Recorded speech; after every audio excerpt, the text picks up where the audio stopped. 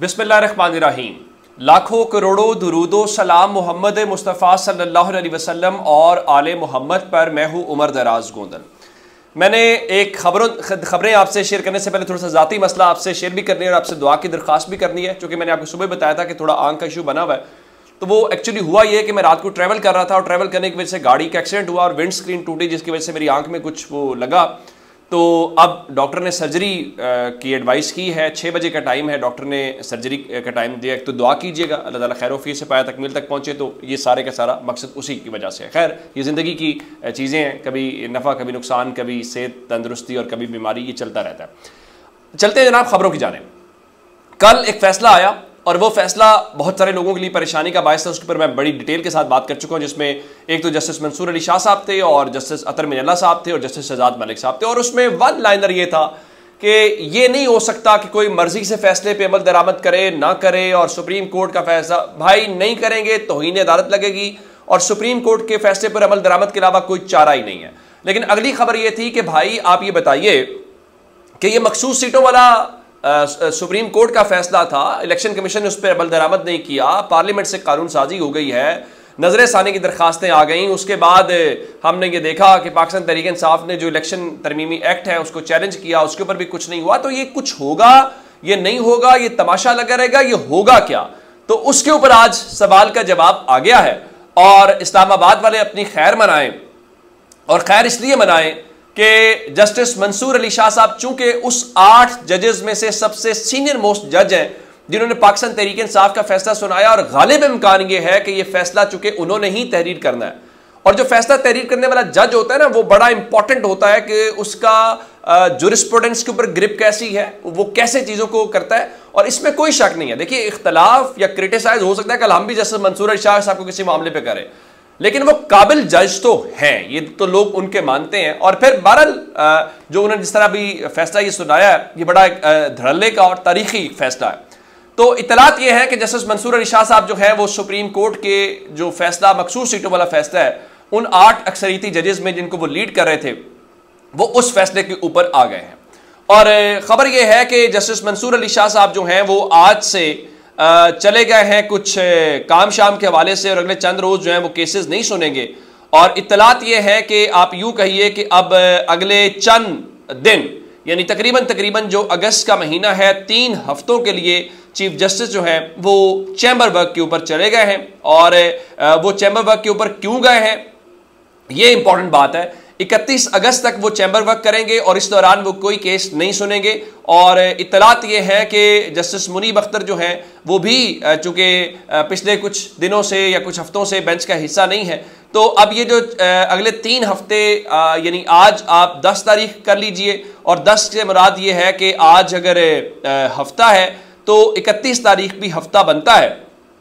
तो 31 तक जस्टिस मंसूर अली शाह साहब चैम्बर वर्क के ऊपर नहीं होंगे। अब दूसरे लफ्जों में यूं कहिए कि वो मखसूस सीटों का जो फैसला है वो केस सुनाएंगे या उसका फैसला लिखेंगे। जाहिर है वो फैसला लिखेंगे तो उसके बाद ही वो फैसला सुना पाएंगे। अच्छा, एक तो मामला हो गया ये। दूसरा, आज ये खबर चल रही थी मीडिया के ऊपर कि जनाब चीफ जस्टिस मुस्ताफ़ी हो गए हैं। किसी ने फिर लिखा कि जनाब हमारी ऐसी किस्मत कहाँ पे है कि हमारे चीफ जस्टिस मुस्ताफ़ी हूँ। ये बांग्लादेश वालों की किस्मत जागी है।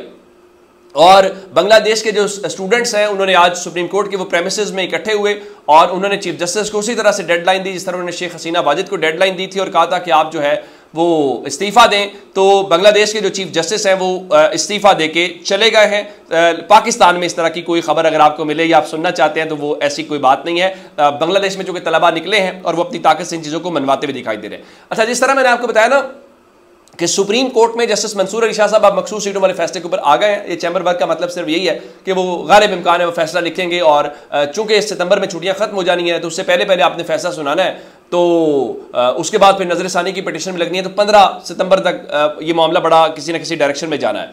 लेकिन इस्लामाबाद हाई कोर्ट में भी एक बड़ी इंपॉर्टेंट डेवलपमेंट है, और इस्लामाबाद हाई कोर्ट में डेवलपमेंट ये है कि जो आइंदा हफ्ते 2 जजेस का बेंच है वो बड़ा ही दिलचस्प है। इस दौरान बहुत सारे केसेस ज़ाहिर आना है तहरीक इंसाफ को। उसमें आप देखते हैं कि जलसे वाला मामला है, फिर अजहर मिशवानी के भाइयों की बरामदगी वाला मामला है। तो आइंदा हफ्ते जो 2 जजेस हैं, जिसमें जस्टिस मियां गुल हसन औरंगजेब हैं और जस्टिस बाबर सत्तार जो हैं, सिर्फ ये 2 जजेस दस्तयाब होंगे। बाकी तमाम के जो तमाम जजेस हैं वो छुट्टियों के ऊपर चले गए हैं। तो अगला हफ्ता इस्लामाबाद हाई कोर्ट से भरपूर होगा और उसकी वजह यह है वहां पे जो चीजें आनी है वो और जिस तरह से अदालतें चलेंगी वो बड़ा इंपॉर्टेंट है। अच्छा, एक रावलपिंडी से खबर दे के फिर लाहौर में आज जो शाह महमूद कुरैशी साहब ने किया वो भी बड़ा कमाल है, वो आपको सुनाना है। बुशरा बीबी के ऊपर 9 मई के लेके 12 मुकदमात रावलपिंडी में दर्ज किए गए थे और उस मामले के ऊपर वो मामला इस्लामाबाद हाई कोर्ट में गया। वहां पे पता चला नहीं जी बुशरा बीबी जो है उनकी तो जो अबूरी ज़मानत की दरख्वास्त है वो रावलपिंडी में दायर हुई है, तो उनकी अबूरी ज़मानत के ऊपर जो जुज़वी दलाइल हैं वो मुकम्मल हो गए हैं और इंसदाद दहशतगर्दी अदालत के जो जज मोहम्मद आसिफ हैं उन्होंने आज समाअत की और खालिद यूसुफ चौधरी और दीगर जो है वो पेश हुए। तो जुज़वी दलाइल मुकम्मल होने के बाद इतलात ये है कि जो मजीद समाअत है वो 12 अगस्त को अडियाला जेल के अंदर की जाएगी। लेकिन चलिए, ये तो बुशरा बीबी वाला मामला सब जानते हैं कि उनका 9 मई के वाक़यात से, उन चीज़ों से क्या लेना देना है। असल खबर आज लाहौर से आई है और लाहौर में कोट लखपत जेल के अंदर आज जेल के अंदर ट्रायल हुआ 9 मई के केसेस को लेके। लेकिन उसमें खास बात यह थी कि अदालत के अहकामात के ऐन मुताबिक एक तो सहाफ़ियों को उसमें आने की इजाज़त दी गई थी और जो फैमिलीज़ हैं, जो मुख्तलिफ लोग हैं वो भी शामिल थे और जज खालिद अरशद जो हैं उन्होंने ये अहकामात जारी किए थे। अच्छा, ये जज खालिद अरशद ही थे जिन्होंने इमरान खान का रिमांड भी दिया था लेकिन लाहौर हाई कोर्ट ने उड़ा दिया था।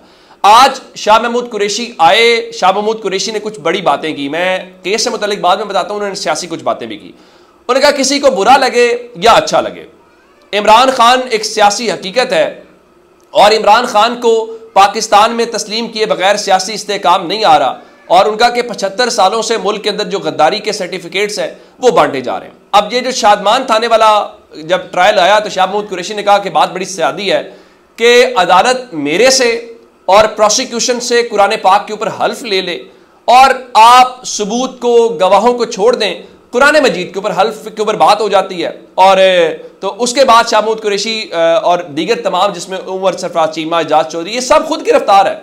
लेकिन इन्होंने जज साहब के सामने जो है वो डॉक्टर यास्मीन राशिद की जमानत के फैसले के ऊपर फैसला करने की इस्तदा की और कहा कि देखें हम अपनी जमानतें वापस ले लेते हैं लेकिन डॉक्टर यास्मीन राशिद जो हैं वो कैंसर की मरीज़ा हैं, आप उनकी जो ज़मानत की दरख्वास्तें हैं उन पर फैसला कर दें। तो जज साहब ने कहा जी मैंने रिकॉर्ड मंगवाया है, मैं आज फैसला कर दूंगा। लेकिन क्या ही कहने डॉक्टर यास्मीन राशिद के, उनका नहीं, मुझे अगर कुछ जेल में हुआ तो जिम्मेदार आप होंगे, जज साहब को कहा। फिर जब उन्होंने इनके दोस्तों ने यह कहा कि ज़मानत का, तो उनका नहीं, आप छोड़ें इस बात को, मेरी ज़मानत होना इंपॉर्टेंट नहीं है, सब दोस्तों की जो ज़मानत है वो होनी चाहिए। अच्छा, इस दौरान एक और इंपॉर्टेंट बात हुई और वो क्या थी? वो ये थी कि उमर सरफराज चीमा ने आज अदालत के रूबरू भी एक पॉइंट उठाया। उनका देखें, गवाह के मुताबिक 9 मई से कबल 15 लोगों की मीटिंग हुई और उनका उन 15 में से 6 लोग ऐसे हैं जिन्होंने इलेक्शन से कबल प्रेस कॉन्फ्रेंस की और उनकी प्रेस कॉन्फ्रेंस के बाद जो है पुलिस ने आज तक उन 6 लोगों के खिलाफ किसी किस्म की कोई कार्रवाई नहीं की। तो प्रोसिक्यूटर ने कहा नहीं, हमने उन 6 लोगों को बेगुनाह नहीं किया, वो 6 लोग इश्तेहारी हैं। तो उसके बाद जो है शाह महमूद कुरैशी साहब आए, जाहिर है वो घाक सियासतदान है, तजर्बाकार हैं। तो उनका प्रोसिक्यूटर साहब आप तस्हीह कर लें, आप जिनको इश्तिहारी कह रहे हैं ना, वो इश्तिहारी नहीं है, वो सरकारी हैं। तो उसके बाद शाह महमूद कुरैशी ने कहा कि आप छोड़ें इनको, आप मुझे 2 दिन दे दें, वो जो 6 लोग हैं मैं उनको पकड़ के आपके सामने पेश कर देता हूँ। आप उनको इश्तिहारी कह रहे हैं ना, तो इश्तिहारी को तो फिर पकड़ के अदालत के सामने लाया जाता है, लेकिन जाहिर है कि इस चीज़ का बोझ जो है वो कौन उठा सकता है। तो उसके बाद जो इंसदाद दहशतगर्दी अदालत के जज खालिद अरशद साहब हैं, उन्होंने 9 मई के केसेस की जो कार्रवाई है वो फिलहाल 2 सितंबर तक मुलतवी कर दी। अच्छा, एक खबर और है, हाजी इम्तियाज़ साहब जिनको बताया गया जी मुल्तान एयरपोर्ट से गिरफ्तार किया गया, इत्तलात ये है कि वो गुजरांवाला की जेल में है और गुजरांवाला के अगर जेल के अंदर है तो वहाँ से इत्तलात आ रही है उनकी सेहत ख़राब है, उनकी दवाई, उनके खाने से मुतल्लिक बहुत परेशानी वाली बात है। अच्छा, उनका कोई जुर्म पाकिस्तान तोड़ने का तो खुदा न खास्ता नहीं है ना, एक इल्ज़ाम है, वो साबित नहीं हुआ, तो आप उनसे मुलाकात क्यों नहीं करने दे रहे? ये अलग बात है कि लोग कहते हैं कि वहाँ जिस सेल में जहाँ पे रखा गया वो है तो जेल में, लेकिन वहाँ तो जेल वालों की नहीं चलती, किसी और की क्या चलेगी, वो पता नहीं जेल वालों के कंट्रोल में है भी कि नहीं है। तो अपना बहुत सारा ख्याल रखिएगा। खुदा हाफिज़।